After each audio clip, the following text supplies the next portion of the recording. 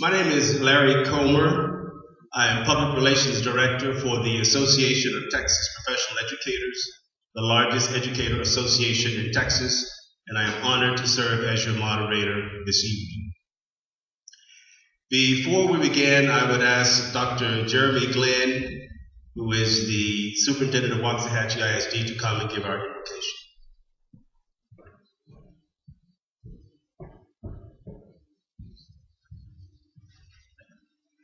You'll pray with me.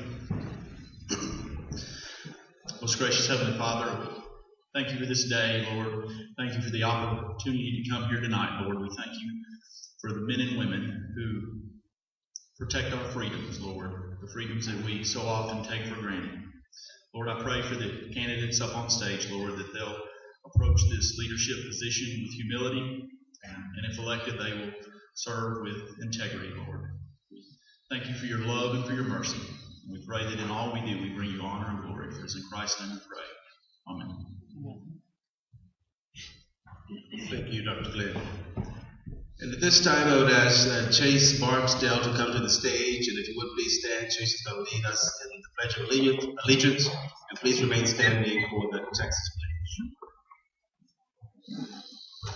Please join me. I pledge allegiance to the flag of the United States of America, and to the republic for which it stands, one nation under God, indivisible, with liberty and justice for all. Honor the Texas flag. I pledge allegiance to thee, Texas, one state under God, one and indivisible. Thank you. Thank you, Chase. I would like to take a moment to thank the 7 ATPE local units in Ellis County for sponsoring tonight's forum. I would also like to thank Waxahachie ISD for the use of this facility. And now, let's meet those who will be participating in tonight's forum.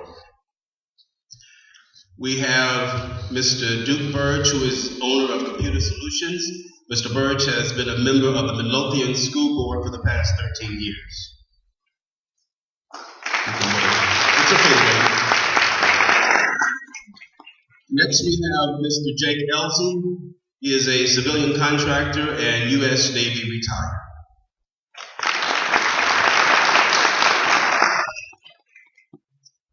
Mr. T.J. Fabi, he is the owner of Liberty Container LLC.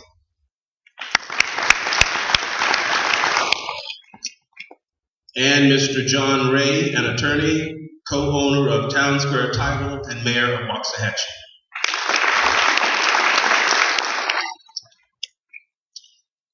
These gentlemen are vying to become the next state representative for House District 10, replacing Representative Jim Pitts, who is retiring after 21 years of service. Tonight's forum will focus entirely on public education. Candidates were provided a list of topics in advance, but were not given the questions. We do have a few rules to govern tonight's forum. Each candidate will be given 2 minutes to introduce themselves and to make an opening statement. They will be allowed 3 minutes to answer each question. They will be given a warning when they have 1 minute remaining, 30 seconds, and when their time has expired. The moderator reserves the right to ask a follow-up question for the sake of clarification. Responses to such questions will be limited to 1 minute. At the end of the forum, each candidate will be given 3 minutes to make a closing statement. And my only request of the audience is that you respect the process and respect the candidates. At this time, each candidate will be given an opportunity to make an opening statement, and we will start with Mr. Burge.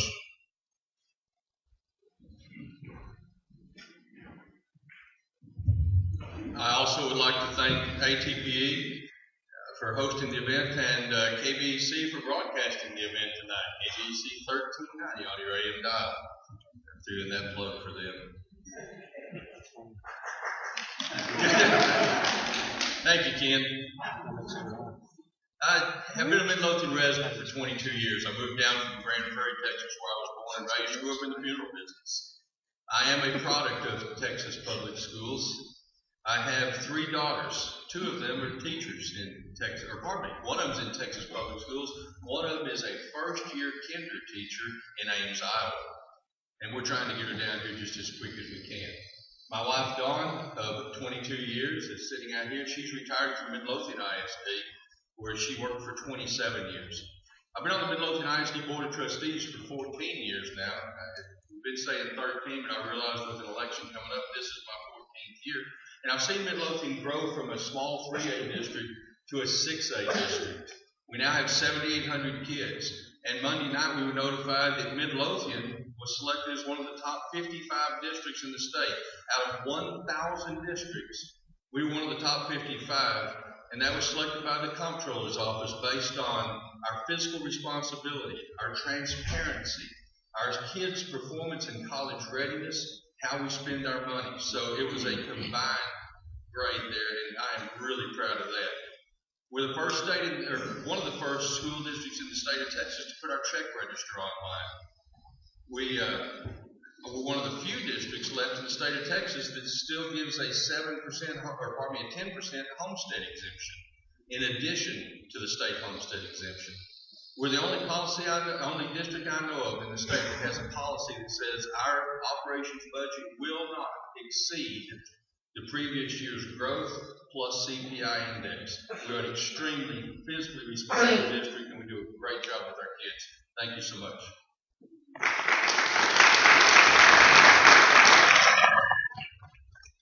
Mr. Gray.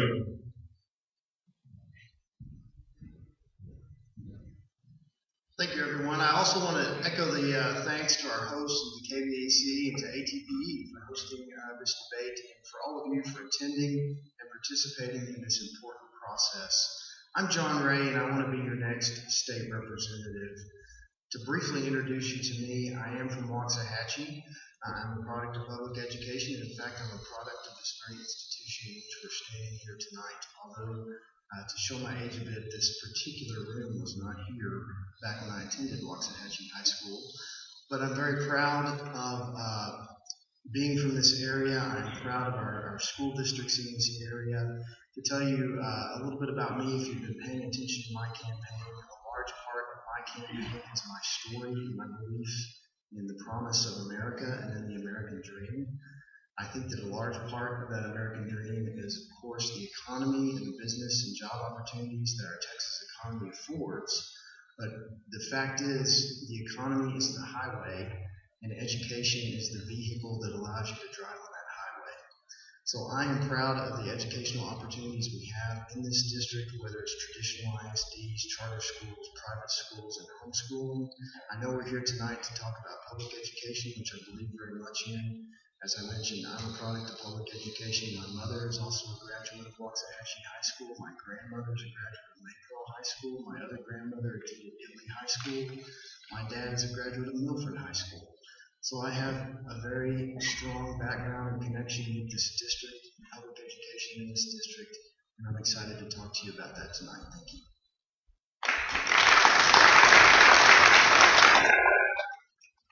Mr. Ellison.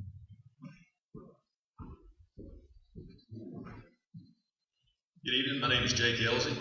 It's an honor to be here with you tonight, and I'd like to thank the ATPE for putting this together.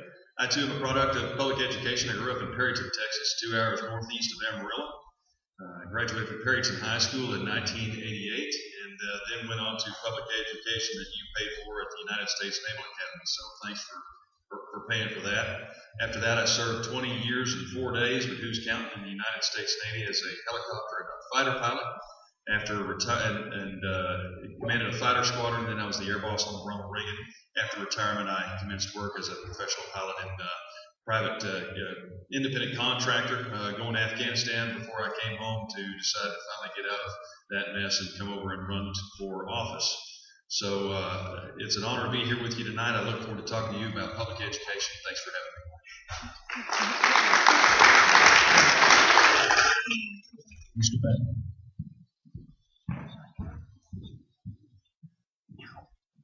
Good evening. I'm TJ Fabi. I'm a lifelong resident of Ellis County. Grew up in Red Oak, live in Waxahachie now. graduated from Red Oak High School in the year 2000. I'm 32 years old, the youngest candidate in the race. But the reason why I'm running is because I believe we're losing our freedoms in this country. And I believe that one of the reasons why we're losing those freedoms is because we have a society that's not educated on the issues that affect us. And what I would like to see happen in our public education system is more education on the important issues that do affect us. The political system, all the way from a precinct convention to a county convention to a state convention to a national convention. More education on that process so that more people know how that process works and maybe get excited about it and get involved in it, because there's not enough people that do. The Bible says in Hosea 4:6 that my people perish for lack of knowledge. And I really believe that's why this country, as we knew it, is dying. Because we don't have the knowledge. The knowledge is not being disseminated correctly. And so if I do get elected, I will make sure that public education receives the proper funding. It's being underfunded, and it's being funded in the wrong ways. Too much at the top and not enough at the bottom. I'd like to see more control over the classrooms in the teachers' hands. I'd like to see more control over the students in the parents' hands. And those are the things that I'll fight for if I get elected. Thank you.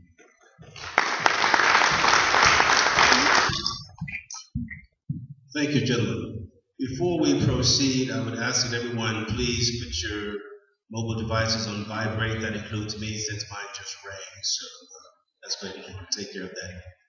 Moments ago, the candidates drew straws to determine the order of tonight's questioning. And with that, we will begin with Mr. Elsie. Please, come to the podium, sir. Thank you. Sorry. A little nervous. Last time I was up here was when I was in Oliver Twist. So. Mr. Elgie, the first question is on the topic of school vouchers. Should the state provide public tax dollars to private entities to provide student schooling outside the public school system? Why or why not? So you're asking about vouchers for private schools? Yes. I'm a proponent of school choice, parental choice in choosing where your kids go to school. I believe education is a product. I believe there are various ways that we can go about finding the best answer for all of our school children. I, for one, am very proud of the fact that we had the capability to settle in Midlothian School District, where Duke has been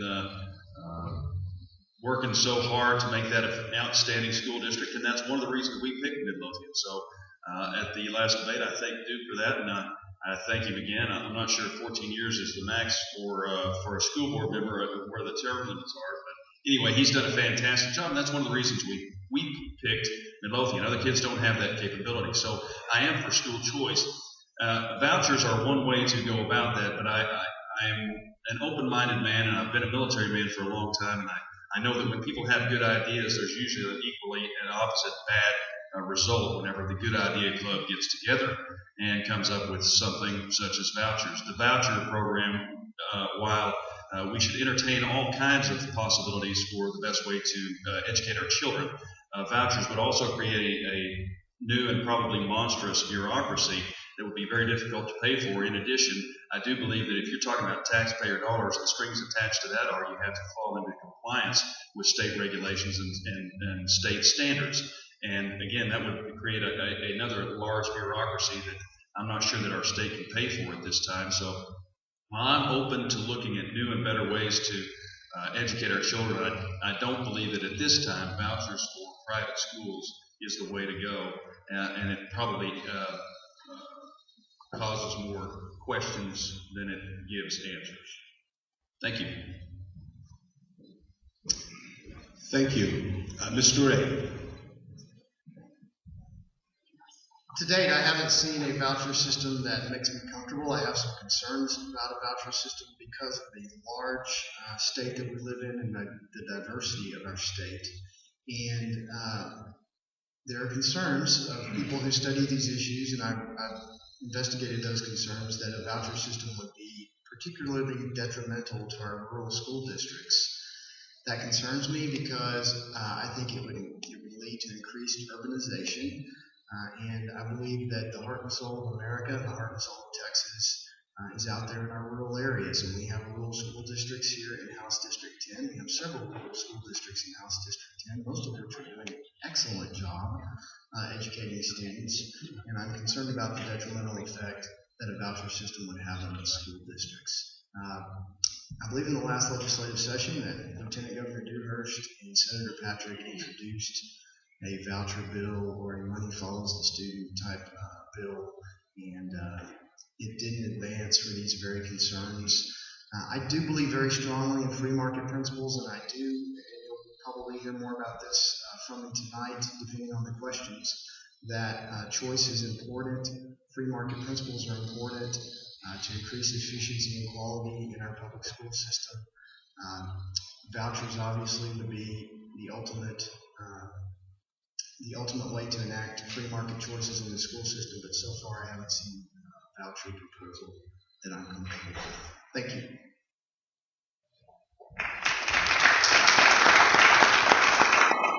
Mr. Burns.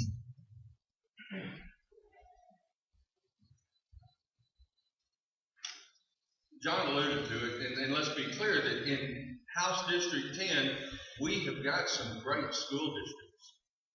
By any measure of performance, we're doing a really good job down here, and the people that are proposing the vouchers, they're looking at other districts. They're looking at the large urban districts where you have trouble. They're looking at the Wilmer-Hutchins style districts that had the failure rates there.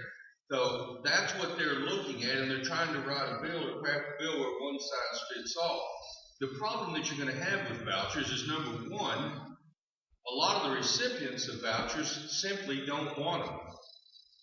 If we take a religious institution, we would have to have a constitutional amendment because the state constitution specifically prohibits our tax dollars from going to that religious institution. Plus, you'd also have the fact, and he alluded to this, the accountability system. They don't want any part of the accountability system. So if we move over to just private schools outside of religious schools, you end up with almost the same situation here. They would like to have the vouchers, but they do not want to have to become involved in accountability. And I'm telling you, as somebody that's been with accountability for 14 years, it is not fun. It is onerous. It is difficult for the district. It's not a good system, and I don't like it. And I have some things I want to do to change it. But I will insist, if they ever do anything with vouchers, I will insist that everyone that receives our tax dollars plays under the same rules that we have to play under, because it's just not fair to do it any other way. There has not been a voucher bill proposed that I would come anywhere close to signing off on. Nowhere close. The closest thing that you will ever hear me say is there was a bill done last year, and I thought it was an interesting bill, and it allowed districts that had common borders. It allowed the parents in one of those districts, if they had a poor performing school defined over several years under standards and accountability, that those parents could transfer that school into a neighboring district without penalty, and that the receiving district could not deny the student or charge tuition. That's not really a voucher, but the way they wrote it, it did allow the water or the money for the student to follow that student into the neighboring district. There's some merit there if you start looking at districts like Wilmer-Hutchins or Atlanta, some of the large urban districts where there are some problems. Parents need to have the right to get a good education for the kids. There's nothing wrong with that idea. But the idea of taking state money and privately funding a private institution or a religious institution, I believe it's wrong. Thank you.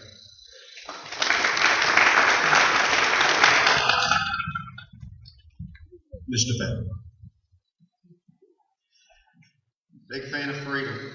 And if you're a fan of freedom, you have to believe in the free market. And if you believe in the free market, then you have to believe in consumer choice. And if you believe in consumer choice and you are realizing that you're paying your tax dollars to pay for your children's education, then you have to realize that you have to have a choice. You have to have that choice on where your kids are going to be educated and how they're going to be educated. Now, I will tell you, I will support a voucher system, but only if those schools, those private schools who receive the vouchers are held to the same standards as the public schools. And like I said, big believer in the free market, big believer in free choice. And so we've got to, if we're going to do the voucher system, we're going to do it where everybody is at the same standards.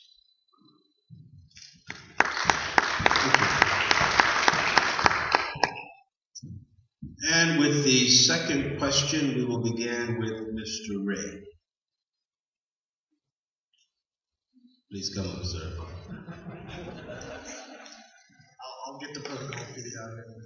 The topic for question 2 is the Texas Teacher Retirement System. The Texas Teacher Retirement System has long operated as a defined benefit system where retirees' pensions continue for life.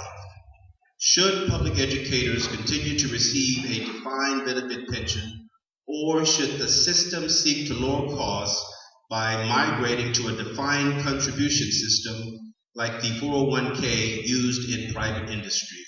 Why or why not? Sure. Well, let me first tell you this. State legislators, state representatives have a defined benefits system.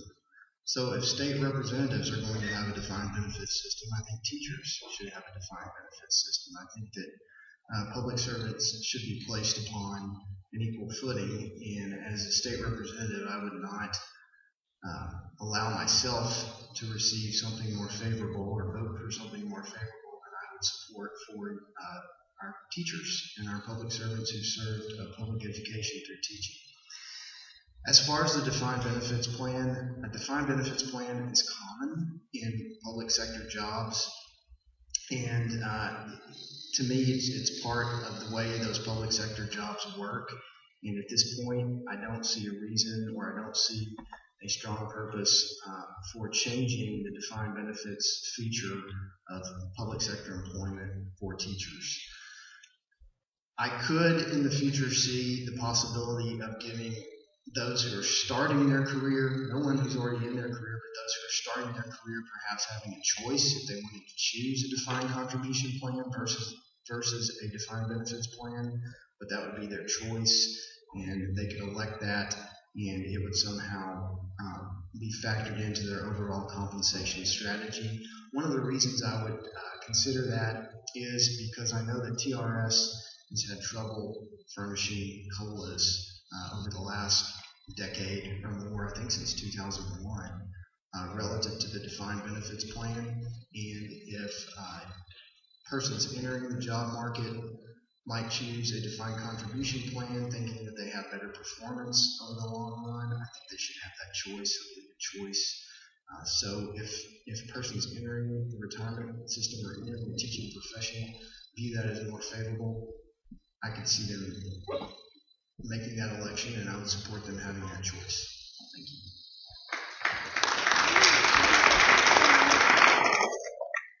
Mr. Birch.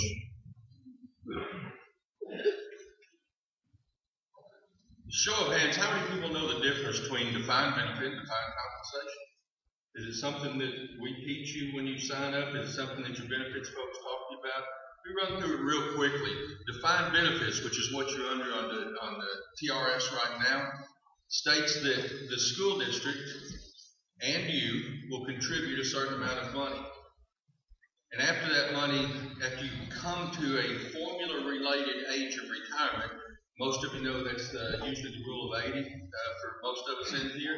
When you've reached the rule of 80, then you are afforded a retirement based on a multiplier. Right now it's a 2.3, and that is your retirement forever and ever. Amen. Under defined compensation, you make the contribution, The employer, the district, makes the contribution. And when it comes time to your retirement, whatever the formula decides it's time for you to retire at, all of that money is yours. It's been invested. Sometimes you can self-direct it under a 401k. You can say where the money goes. It's your choice as to how you make the money. And that money is all yours. And it's yours for the rest of your life. If it lasts the rest of your life, good for you. If it doesn't, bad for you. It's not a good system. It's not one that we want to go to. The reason that they talk about changing from defined benefit to defined compensation is quite simple. It is less expensive. It's less expensive for the state. And they're going to talk to you some numbers, and this is going to come up again this year. And one of the reasons is because of the COLA, and if I have time, I'll tell you that. But the TRS system as we have it right now, it was named as the private equity fund of the year. This isn't like some of the defined benefits funds up north where they've squandered the money, they've wasted the money. The cost associated with your defined benefits fund is one of the lowest around. In 2009, it was recognized as the public pension fund of the year by the Alternative Investment News. Our TRS defined benefit plan is providing an income comparable to a 401k plan that costs 46% less than the 401k. It's a good plan. It's a well-managed plan. It works well for us. There's no reason for it to go away. And I'm going to close with one other number. I'm a numbers guy. Sometimes I have to look at it because there's so many numbers out there. But last year or year before last, your investment in the defined benefit plan grew at 15% in a down economy. We added over $15 billion to that plan, and that money is there, and it's there for your retirement.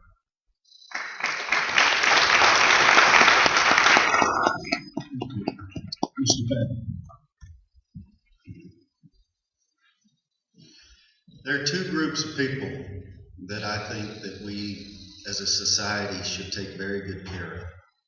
One of them fights for our freedom, the other one educates our kids, our vets and our teachers. We need to take better care of them. You don't have to worry about me coming after your retirement plans. The defined benefits plan is fine by me. I'm not going to go to the legislature and go after that. There's plenty of ways to go after in the state budget without touching our teachers' retirements. And so I won't. I have no plans to support a defined contributions plan. Thank you.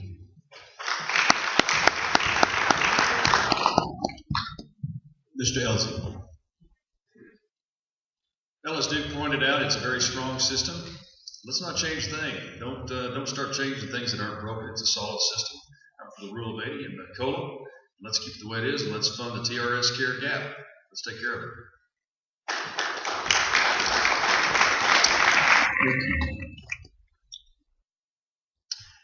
And for our question 3, we will start with Mr. Burge. And the topic is school funding, our favorite. In a preliminary ruling last February regarding the current school finance lawsuit, State District Judge John Dietz suggested that the state might need to increase per pupil spending by $2,000. How would you propose adding new revenue to the public school system if the Texas Supreme Court requires the legislature to add more than $5 billion additional dollars to the system?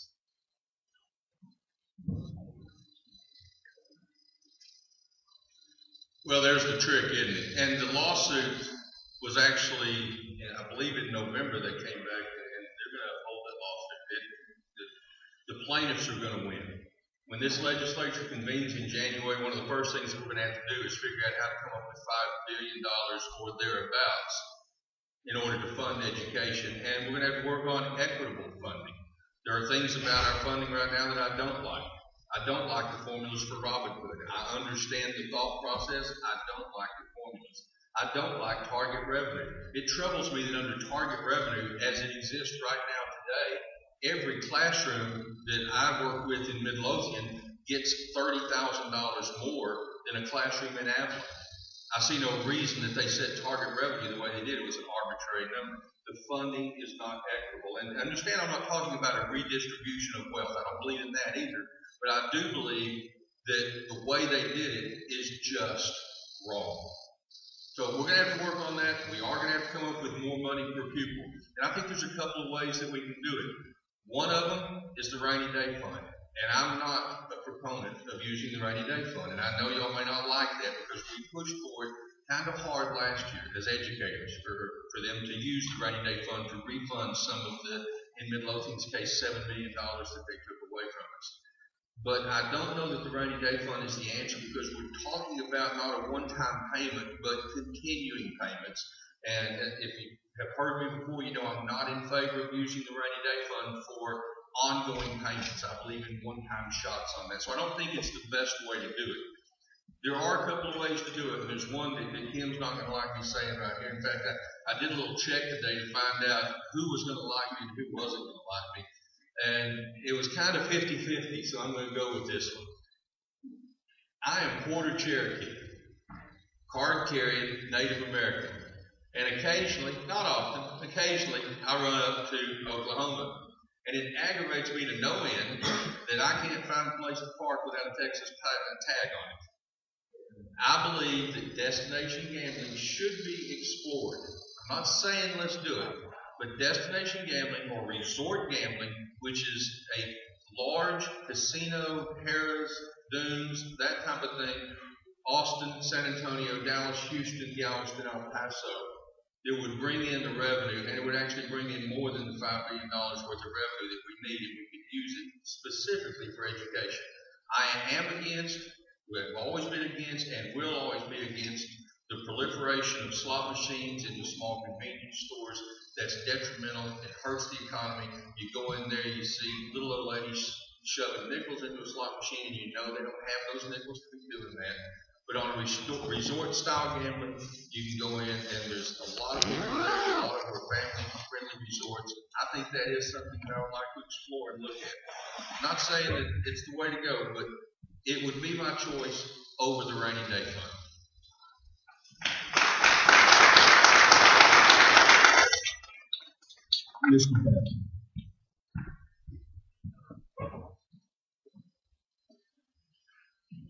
If the plaintiff does win, and if we do have to allocate $5 billion more dollars to public education, I think, Texas doesn't have a revenue problem.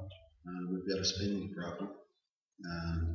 So we're going to have to take a long, hard look at our state budget and find places where there's a lot of waste, where there's investment in Hollywood productions in Texas, where there's investments in Formula One racing in Texas. We need to look at we always seem to go back to it, the diversions of funds, the Texas lottery. There's $1 billion right there that could go towards that $5 billion. Cut it down to $4 billion. Before I would ever touch the rainy day fund, before I would ever even think about legalized gambling in Texas, especially with Joe Strauss as Speaker of the House, whose family is in the horse racing business and stands to make a lot of money off that industry. We need to look at the waste in the state budget. And if we can eliminate a lot of this waste, then I'm sure that we can come up with the money for the things that we are supposed to be spending money on, like public education. And so that's what I would do. I'd look for the waste, try to cut the waste out, and come up with the dollars to pay for public education. Thank you. Mr. Ellison. It's not as simple as just raising it to $2,000 per student. You and I both know that we have spent 1.4 times the rate of enrollment in investing in education in the last 10 years. So where's all the money going? Well, it's going to an almost 1-to-1 ratio of teachers to non-teachers. If it doesn't have anything to do with the classroom, then it's not helping the students any. So I'd execute an immediate freeze on any further administrator hiring because the money should be going to the teachers who need to be paid more and need to have more teachers so that we keep that 1 to 22 ratio or lower if possible. So where are we going to find the money? Again, we've talked about diversions before. Diversions should be stopped so we can maintain a good and steady and predictable stream of funding. But we'll find the money. If we go from 17 billion to 22 billion, if the lawsuit goes through on a permanent school fund, then we'll find that money because it's a core competency, it's a core need and requirement for the state to pay for that. So as you know, we got 2.7 billion from oil and gas tax receipts this year by 900 million. We'll go looking for those cost savings somewhere else as well.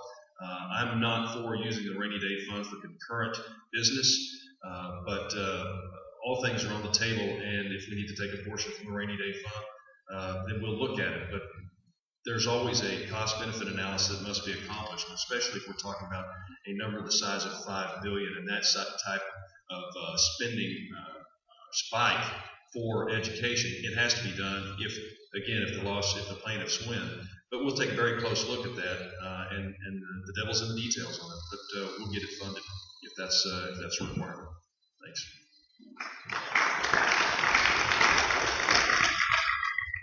Mr. Gray. I want to address this in two ways. First is, what do we have to do to address the lawsuit? And then secondly, what is the right thing to do? Okay? The lawsuit resulted after the budget adopted by the legislature in 2011, the biennium budget, which cut $5.4 billion from public education. That resulted in 600 school districts suing the state to declare the public education finance system unconstitutional. John Dietz, the judge hearing the case, did make that finding. When he made that ruling, he made some verbal comments in which he said, perhaps we need to spend $2,000 more per student. There's 4.8 million students in the state of Texas. That's actually $9.6 billion if you do the math.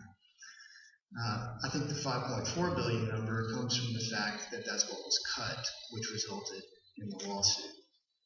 In the last legislative session, the 2013 session, 3.4 billion of that funding was restored because the economy in the state of Texas improved and tax revenue improved. So when this next legislature meets, it kind of depends. The legislature has tended to address public education funding with a gun to its head, and that gun is held by the court system. And we'll have to see what the court system is requiring. I don't know whether it's $2 billion to get us back up to the pre-2011 funding. I don't know whether it's $6 billion to get us up to the $2,000 per student that John Dietz mentioned off the cuff. When you add that with the 3.4 that went back in 2013, so I'm not sure what the number is. I don't know whether it's 2 to 6 to 8. And whatever the court system says, we're going to have to shuffle money around to make that happen, because I'm not going to support any form of a tax increase, of course, and we're just going to have to get our priorities in order. And public education is, to me, essentially one of our top priorities. Public education, public safety, infrastructure, that's what Texas government needs to be providing, and we need to find a conservative way to fund it in a way that's adequate and constitutional. So that's how to address the court system. The next thing is, what is the right thing to do? I think Mr. Elsie talked a little bit about this, and that is that we need to fund public education in a way that protects our future, that does what's right for children. We need to prioritize the children and prioritize the in-classroom teacher. If we're going to put a freeze on administrative hiring, which is a great idea with lower costs, we have to reduce the bureaucracy and the red tape and the central mandates coming from Austin, because a lot of that administrative hiring is to hire people to keep up with those mandates. So if we're going to reduce the amount of administration, Austin has to reduce the amount of mandates. I'll work to reduce those mandates, and I'll work to get funding up to what we need to make sure our kids are educated and our economy keeps moving and our kids have a good future.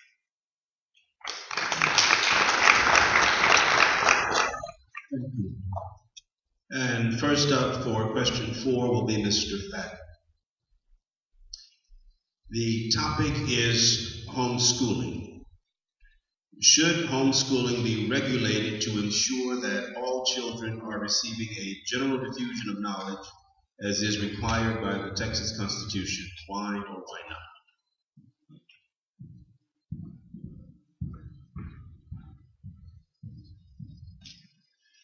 It's kind of funny that I got the question, and I'm the only homeschool parent on the stage tonight. No, I don't think that there should be any more oversight on homeschoolers than there is now. Parents love their kids for the most part. They want their kids to have a good education. If you look at homeschool kids, most of them are very well educated kids. And I don't see a need for this. We need less government, not more government intervention. And so, no, I would not support more oversight, government oversight over homeschool parents. They let them educate their kids. They're doing what a lot of parents are not willing to do. They're controlling their kids' education, and they're doing it because they want their kids to have a better education. And so let them do it.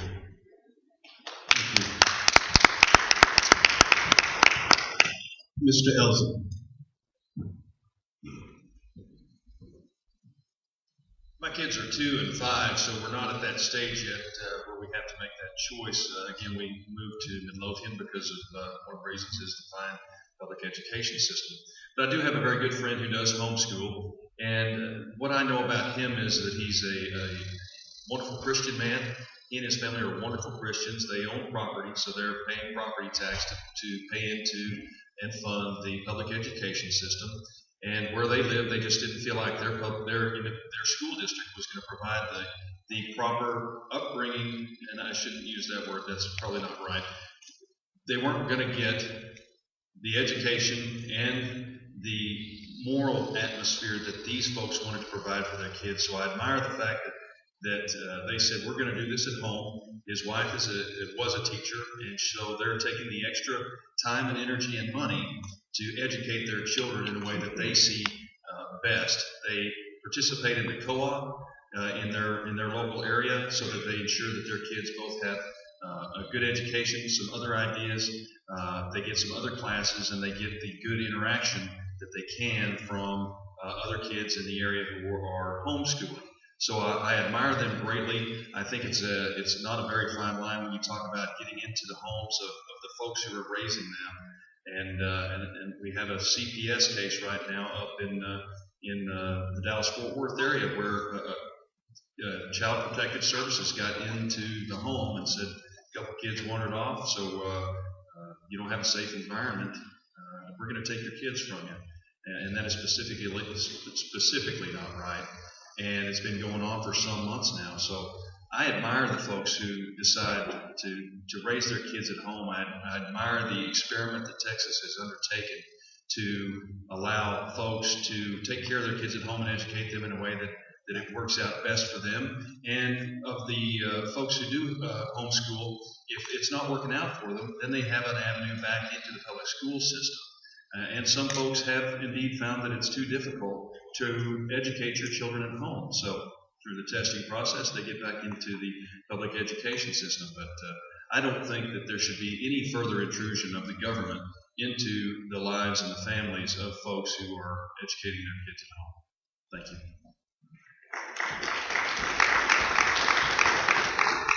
Mr. Ray. I think that your choices on how you bring up your children and the relationship that you have with your children at home and the values you instill in those children is very personal, it's very private. I think it should be subject to minimal government interference. So I support homeschooling. I don't think there should be any more additional oversight over homeschoolers more than what there is. From my personal experiences, having school-age children, knowing folks in the community, being active in the community, most of, or really all, and with the exception, I think, of one instance, all of the occasions I've heard of homeschooling, it's wonderful. It's working great. I've seen kids get full ride scholarships to major universities who are in the homeschool environment. I've seen them be highly involved in extracurricular activities. I commend those parents that are doing that, and I don't see a need to further interfere with that from a government perspective. The one instance where I saw that it wasn't going well, I saw that because it was a relative of mine that essentially took his kids out of school because he was mad at the school system. But he had a lot of other problems, and I think here in our society we have certain mechanisms that catch problems without any additional regulation beyond what we currently have, and I wouldn't support any of that. And I think homeschoolers are doing a good job, and they very much have the right to continue doing what they're doing.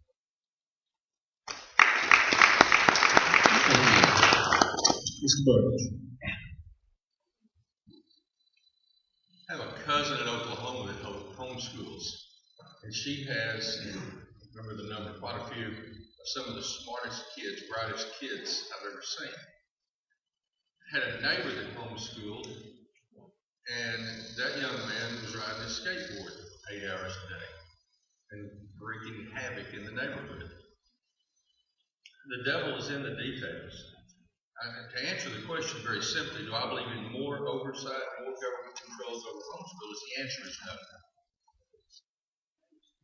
But I also recognize that we have some homeschoolers doing a great job, and we have some homeschoolers doing a poor job. And I don't know what the answer is to that. I said the other night at a different debate, I said I can think of very few things in this state that more government regulation would help. And I don't think this is one of them. But I think that as a society, we have to recognize that we do have a responsibility to our children. And we have to allow the parents to have that decision, whether it be for religious reasons or just straight morals, or they don't believe they're getting what they get out of their local district. The parents do have that choice. Those are their kids. And we need to support them. I'm going to go a step further here and say that many of the homeschoolers have coalitions. And I think most of you know this. And a lot of these coalitions do a really, really good job. I would like to see some type of availability for homeschool coalitions to have at least minimal access into areas where they don't have the expertise. For instance, an engineering lab or something along those lines. Because if you're going to homeschool, I don't see how you personally can make a child smarter than you. That you can teach them to your level of expertise. And if you have an exceptionally brilliant child, I think you need to have access, whether it be through a coalition or some other way, to get to somebody that's smarter than you in a particular area and be able to get that child the education that they deserve. So I actually think that in the future there could be a way for school districts to work with homeschoolers as long as they're performing and doing what they should do, and work with them to help them get the best education for their kids.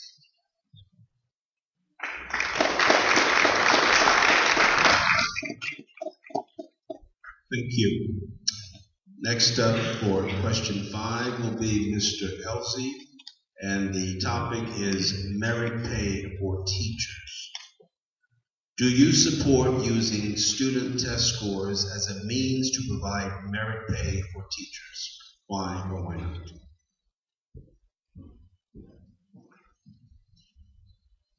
I won't need 3 minutes on this. No, that's absolutely ludicrous.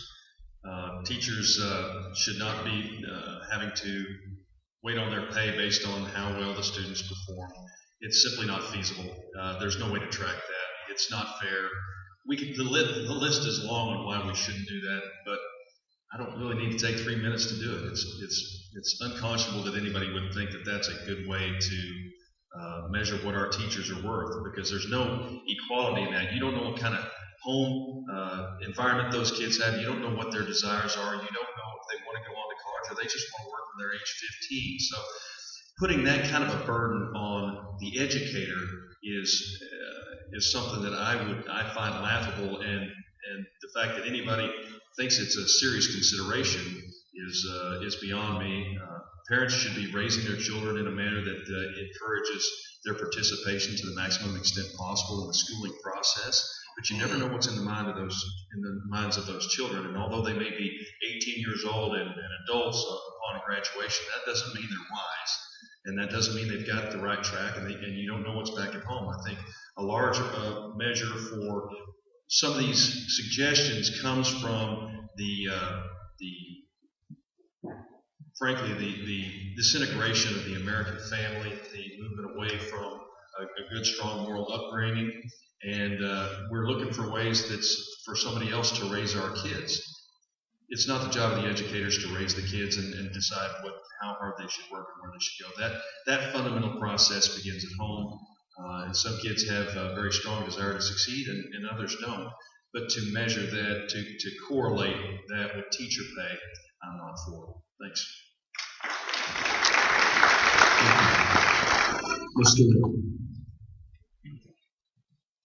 I think that compensation should be based upon job performance, but I don't think an arbitrary test is a proper way to measure that job performance. I think that local school districts, local administrators should be empowered to make compensation decisions that favor kids and favor teachers, and it shouldn't be based upon something arbitrary like a standardized test. And I think there's a number of issues with accountability tests and standardized tests, and I think we have an over-proliferation of those types of issues.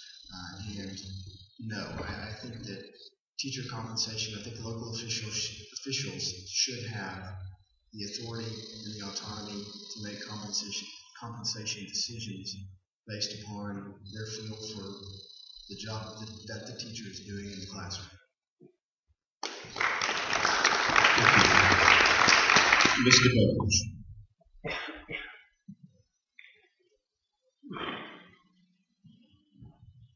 With all due respect, that sounded like career ladder. And career ladder didn't work very well. Do I believe in paying teachers? Do I believe that we can adequately compensate you based on how well your third grader performs on a standardized test? The answer is absolutely no. There is no way, as Jake said, it is unconscionable that we would tie your student performance to your pay. Wilmer Hutchins, they put a lot of pressure on up there, and look what happened. Atlanta, look what happened. There are reports after reports after reports on the lack of value in high-stakes testing, especially at this age group. We cannot tie compensation to testing. It just doesn't work. But the question also was about merit pay. Is there something we can do for merit pay? And the answer, I believe, is yes. I believe there's a couple of areas that kind of say we can do that. Some districts do it, some districts don't. But what if we gave merit pay based on professional development, on quantitative professional development, continuing education, breakout sessions, conferences, and we gave pay based on that? What if we paid you maybe a little bit better for the advanced degrees as you get through your education and you decide you want to get your master's degree or your doctorate degree, and the districts compensate you better for that? And here's one that some districts do, and I honestly meant to check, but it would have entailed going through local policy on everybody. But what if at the end of the school year you have not used your personal days? And instead of them running away and you can never touch them again, what if the district just paid you back for them? Now, your state days you can carry forward and actually use those to buy back time when you get ready to retire. But the local days, a lot of districts in the state, it just goes away. You can't touch it. You don't ever get the money. There are people that retire with hundreds of local days that they were never able to capture back. So I think that could be made a part of the package. I think you'd have to do it at the state level. You'd have to change it over from a local policy to a legal policy and mandate it that money comes back to the teachers at the end. So there are some mechanisms that allow us to pay some teachers more than others. But if any of you are elementary teachers, then you know what I'm talking about. You team teach. You're not the sole responsible person for these kids. You've got a team of 2 or 3, 4 teachers, and you're working with these kids. And the idea that one of you gets paid more because a principal thinks you're better is unconscionable. Even as you move up through middle school, you move up to any of the secondaries, the idea that a principal can make an evaluation on you, and a lot of the evaluations are subjective, and that evaluation allows you to make more or less. I don't believe in that. It's got to be objective. It's got to be quantifiable. And I do believe there are ways to accomplish a merit pay, but none of them involve tying your pay to students' testing scores. Mr. Cole.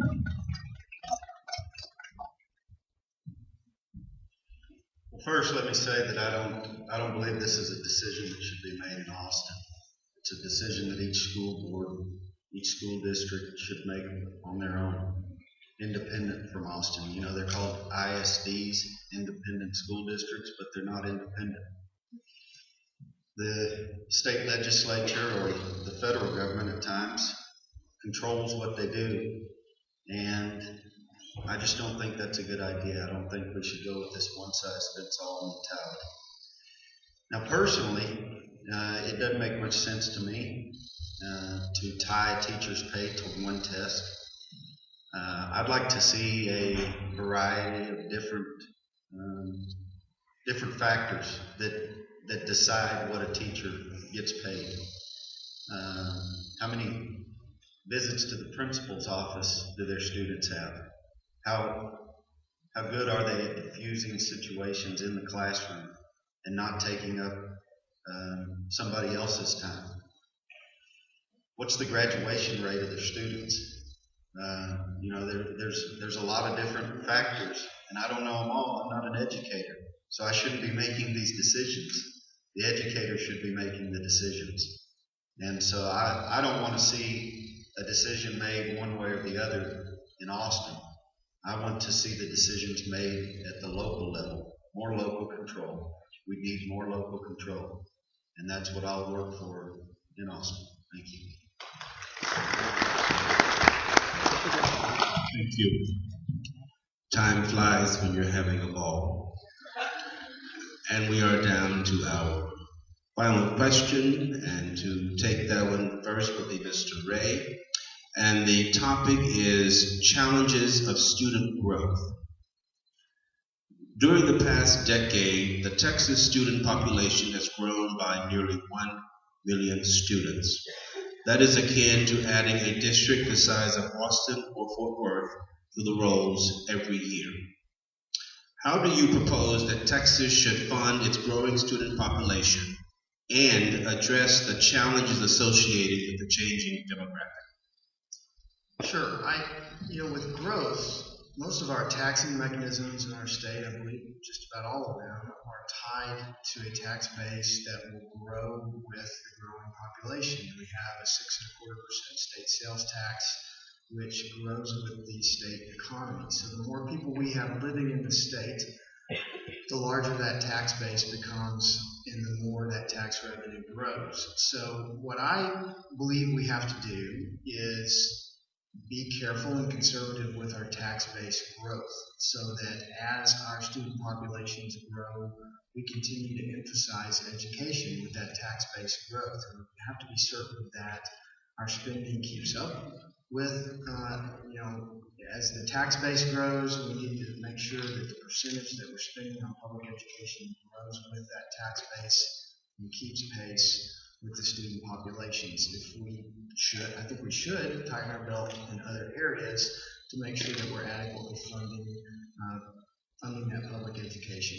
As far as changing demographics, we've talked a lot about this in some of our other debates, and we're funding a lot of public education presently with the property tax. There are some proposals out there to migrate some of that tax revenue from a property tax to a consumption tax like the sales tax. It may be aggressive to completely eliminate the property tax. I would like to work on that, but I do think we could migrate some of that tax revenue to a sales tax. One of the great things about the sales tax is that it is paid by everyone who is consuming goods or services in the state of Texas. It doesn't matter whether you're in the state of Texas illegally, passing through, visiting, you're here for just a little while with your kids in school and you never get around to buying a house. Maybe most renters, I guess, we can argue about this, but renters in a way are paying property tax because it's a portion of the rent they're paying to their landlord. But there are some folks who I think manage to live here and put their kids in school for a brief while and avoid paying property tax by living in some type of migrant scenario. So if we were to shift more towards a consumption tax, we're capturing tax revenue and tax base from those people who are consuming public services like public education, and I think that's one way to address that situation. Thank you. Mr. Burns.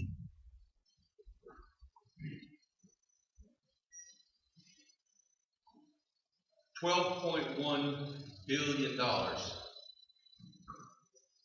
That's what our economy was impacted last year from illegal immigration. Now, you and I both know that a undocumented student is welcome into our schools. And I don't have a huge issue with that, especially in K-12. When we go to higher education, I do have some issues. $12.1 billion. If we can secure our border and adequately shut down illegal immigration and come up with a guest worker visa program that will allow honest, hardworking Mexican nationals to come into our country and perform a job in our system and pay taxes in our system, that's a huge chunk of change that comes back. Now, you ask how we fund growth, and I will tell you this, that in Midlothian, we fund growth with growth. The growth itself brings in new houses. It brings in new kids. Our water increases, we get more money. So the growth itself should fund the growth. And if it doesn't, we're doing something wrong. There's absolutely no reason that the strongest economy in the United States, if we were a country, we'd be one of the top GNP countries in the world. There is absolutely no reason that we're worried about funding. I think that we can adequately fund what we have. TJ's talking, he may talk about it on this one, about diversion of funds and how we're not spending the money where it's supposed to go. I think we've got plenty of money. I think the growth will fund itself, and I believe that it's not that difficult a problem if we'll just get down there with a bunch of like-minded individuals, roll up our sleeves, and look at the money.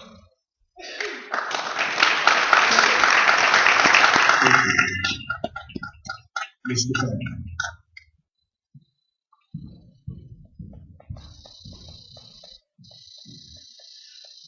Obviously, we've got to cut the waste. Obviously, we've got to stop the diversions.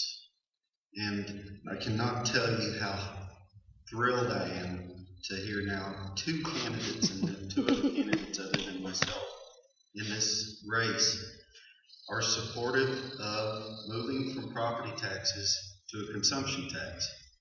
I've been screaming about this since 2012 when I ran.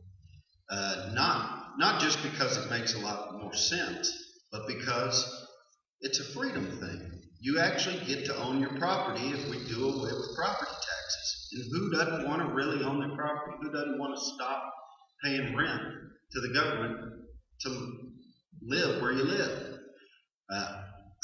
I do. So we need to look and we need to say, okay, so let's get rid of property taxes. What are we going to replace property taxes with? And this ties into this issue so well. You want a tax that is going to explode with growth. And if there's one tax that's going to explode with growth, it's a sales tax. It's a consumption tax. Everybody pays in, even illegal immigrants. They pay in with a consumption tax. Everybody pays their fair share with a consumption tax. Rich people pay more because they consume more. Poor people pay less because they consume less. And you don't have all the waste of the administration that you have with the property tax, paying for the appraisal districts, paying for the board that oversees the appraisal districts, paying for the litigation when people dispute their appraisals. There's so much cost that is wrapped up in administering and enforcing the property tax. And then if you have this consumption tax, the government is forced to encourage a good economy. Because if we have a good economy, then they're getting more revenue. And so it's an all-around great thing. We've got to get rid of property taxes, first and foremost, because it prohibits property ownership. Secondly, because it just makes good sense. Thank you.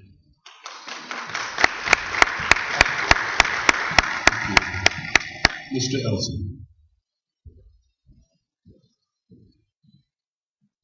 Obviously, with the increased number of students, there are coming an increased number of families that come with those. Those families consume goods. They pay consumption taxes, and of course, it should just take care of itself for the most part.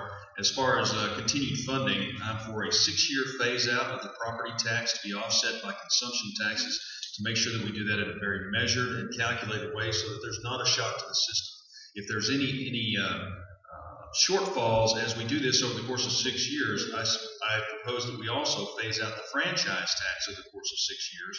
That franchise tax be dedicated to maintenance and operations of the schools throughout this state, and then we phase that out over the course of 6 years as well. So we increase our capability to attract new businesses, new families, the ability to have a strong economy. And then over the course of 6 years, we won't have property taxes anymore. We won't have a franchise tax anymore. We have a stronger economy and a more predictable and steady funding stream for our state education process. Thank you.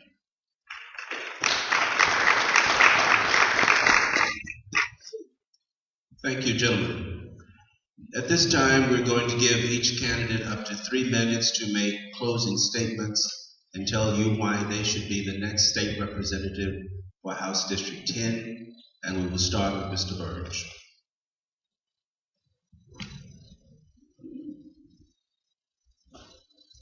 There's a number that has been used a couple of times, and it's the one-to-one number.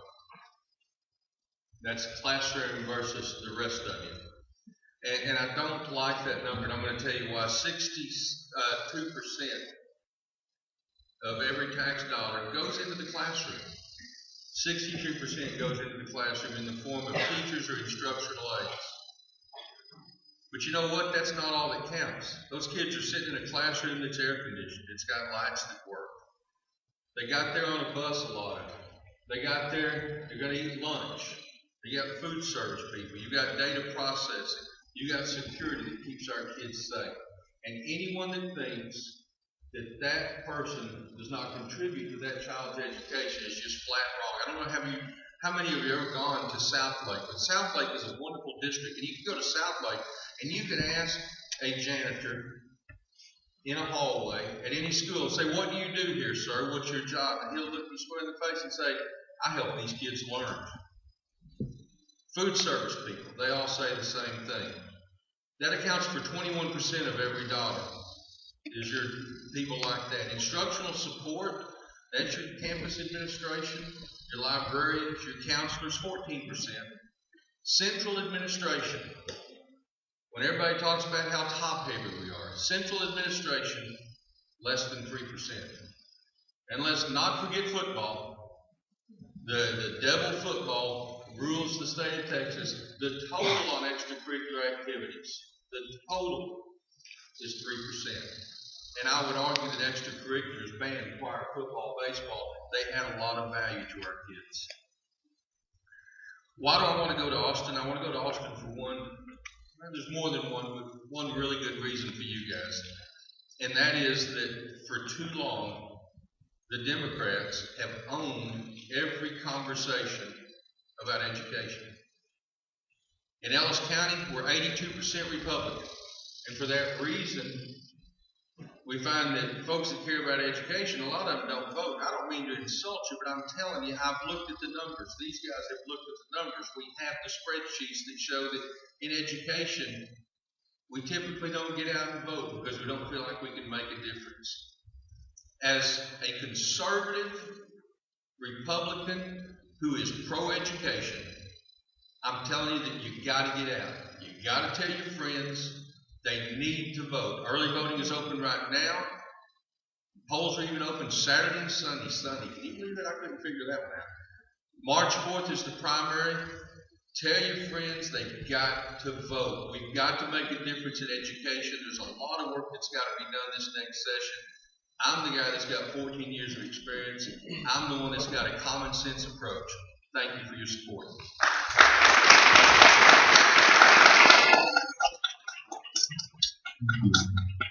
Mr. Babbitt.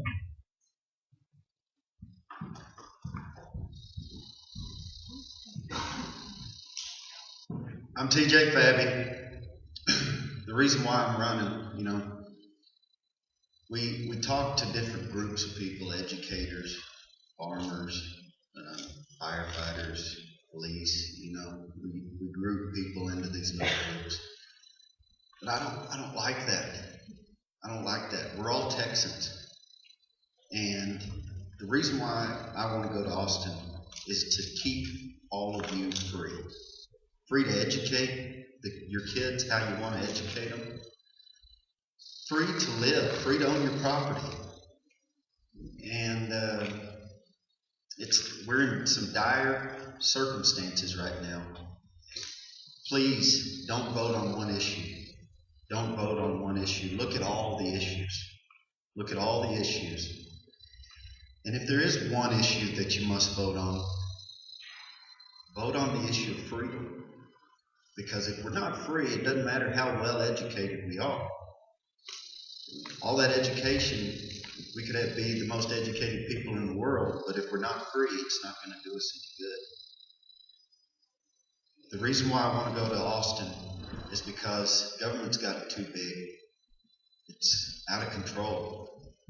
They're spending money like crazy, saddling our kids and grandkids with mountains of debt. It's not right. We all know it's not right. We all know it's insane. And we have a chance to at least send somebody to Austin that'll stop it. That'll at least try to stop it. Won't go along with it. Won't continue the spending. Won't continue to grow the government and infringe on our rights. And I can guarantee you, if I go down there, I will fight with every ounce of energy that I have within me. I'll fight like I have for the last 6 years to keep you all free. To protect your rights. To make sure that our children and our grandchildren can live free. So I'm asking you, whether you're a teacher or a farmer or a firefighter or a policeman or a military man, send me to Austin so that I can stand up to the big government Democrats and the big government Republicans and fight to make Texas freer. Thank you.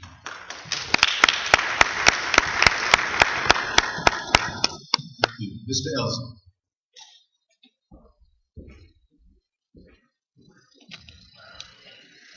For 20 years of my adult life, I was a professional naval aviator. And for a significant portion of that, I was a fighter pilot, flew off of aircraft carriers. I have 830 traps on an aircraft, 830 landings, some of them successful, some of them not, on an aircraft carrier. And just like I wouldn't expect this crowd here to instruct me on how to land an F-18 on an aircraft carrier, neither will I presuppose to say that I'm the smartest guy in the room and I'm going to tell you what is absolutely, positively best way to educate our children. And in so doing tonight, I did my homework in preparing for coming to speak with you this evening and learn about the ATPE and what is important to you. And in so doing, I learned some very valuable things. One of which is that I appreciate the fact that you're a counter to the TSTA. I believe that your goals are worthy. You are good people who have stood up to be counted and put the best interests of our students in your hearts. That's the big takeaway that I've had in doing a lot of background reading on the ATPE. I appreciate the fact that it's you appreciate the right to work status that we have here. I believe that your stance against collective bargaining is to be commended, because in today's atmosphere, that's a very hard stance to take. I believe that your stance on on educational funding, and what is best for our students is always in your hearts. And so with that in mind, not having done this for a long time, and I'm not an expert in educational policy, what I'm going to have to do when I go down to Austin is work very closely with the ATPE in order to ensure that whenever we have the Good Idea Club getting together down at the state legislature for that 140 plus days, we have people who are rational and say that's really not a good idea. That's really not a good idea. And here's why. Because for every idea that has an action, there's an equal and opposite reaction down the road. It might be positive and it might be negative. But every time we talk about the education of our students, it is a lifelong product that is absolutely essential for their well-being and for the well-being of this country. So when we come up with ideas of better ways to do things down in Austin, it's incumbent that groups like the ATPE get with us and say, that may work the next 2 years, but 5 years down the road, it's either not a good idea or we're going to go broke or there's another problem with that. So I've really enjoyed my time here with you tonight. I appreciate your consideration, and I look forward to hopefully serving you down in Austin. Thank you for your time. Mr. Ray. Well, I'm John Ray, and I want to respectfully ask you for your vote.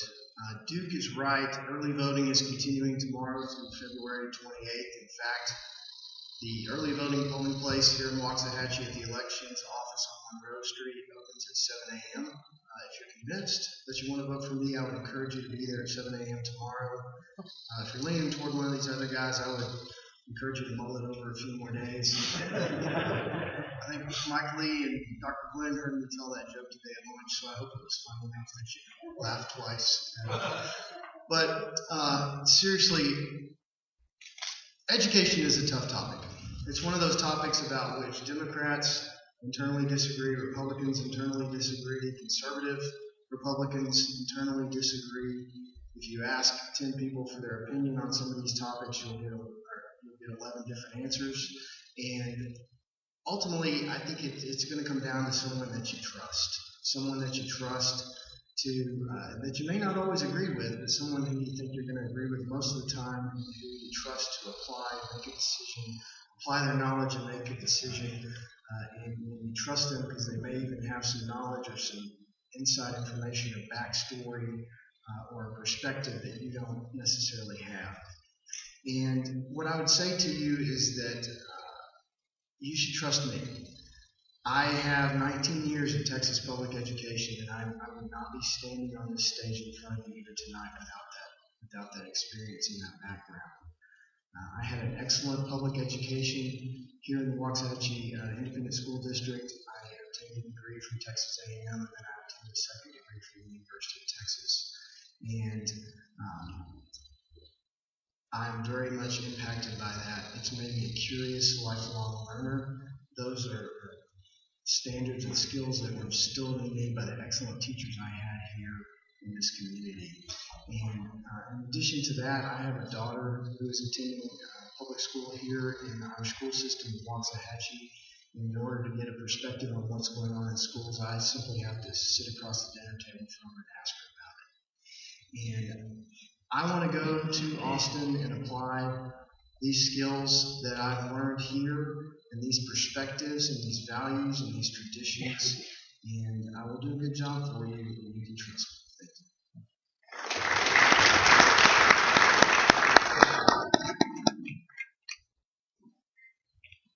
Thank you. Thank you, gentlemen, and that doesn't conclude tonight's forum. Please give these gentlemen another hand.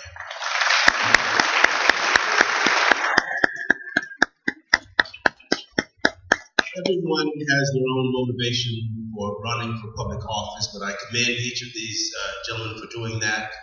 I know it's not easy. I'm sure you've done several of these, and I understand this is not even the first one this week, so I certainly appreciate that. Our belief at ATPE is that we don't tell people how to vote. We think that an informed society is a better electorate. And that's part of what we do, is like to inform people. And I want to commend you and applaud you for coming out on a school night and listening to what these gentlemen have to say regarding public education. I urge each of you to go out and vote. Thank you so very much.